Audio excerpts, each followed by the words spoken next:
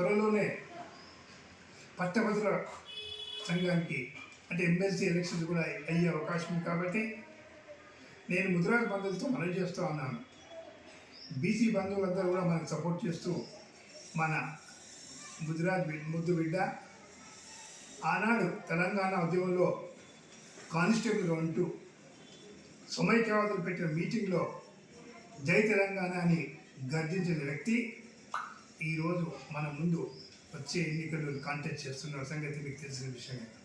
కాబట్టి అతను చేసిన పనికి ఆ రోజు సమైక్యవాదుల మధ్యన ఉండి పోరాడిన వ్యక్తి ఆ తర్వాత ఎన్నో అవమానాలు కానీ బాధలు కానీ ఎన్నో రకాలుగా అతను అనుభవించిన సంగతి మీకు తెలిసిన.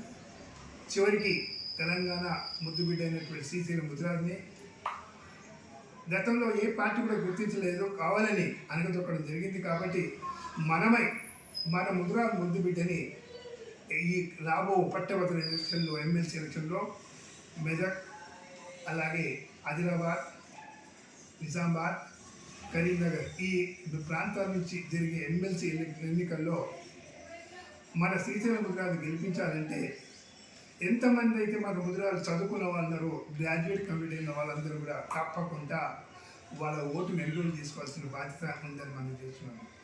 అలాగే తెలంగాణ ముదిరాజు సంఘం ఆధ్వర్యంలో ఈ 4 జిల్లాల్లో త్వరలో పర్యటన చేసుకుంటూ ప్రతి మండలానికి ఒక మీటింగ్ పెట్టి ఎంతమంది అయితే రిజిస్టర్ అయ్యిందో ఎంతమంది ఎన్రోల్ అయ్యిందో ఓటర్స్గా వారందరితో మనవి చేస్తున్నాను.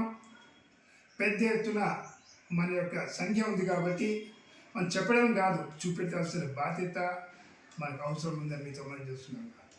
వెంటనే మీరు మీ ఏరియా ప్రాంతాల్లో ఎంతమంది అయితే గ్రాడ్యుయేట్ పాస్ అయిన వాళ్ళందరితో ఎన్రోల్మెంట్ చేయించి ఆ జరిగే ఎన్నికల్లో మొదటి ప్రాధాన్యత ఓటు మన శ్రీశైలం ముదిరాజు గారికి ఇవ్వాల్సిన బాధ్యత మన ముదిరాజు పుట్టిన వాళ్ళందరికీ ఉందని మనం చేస్తూ ఉన్నాను. నేను మీ అందరితో మరొకసారి మనవి చేస్తున్నాను. ఈ ఎన్నికలు మనకు ఛాలెంజ్గా ఉన్నాయి.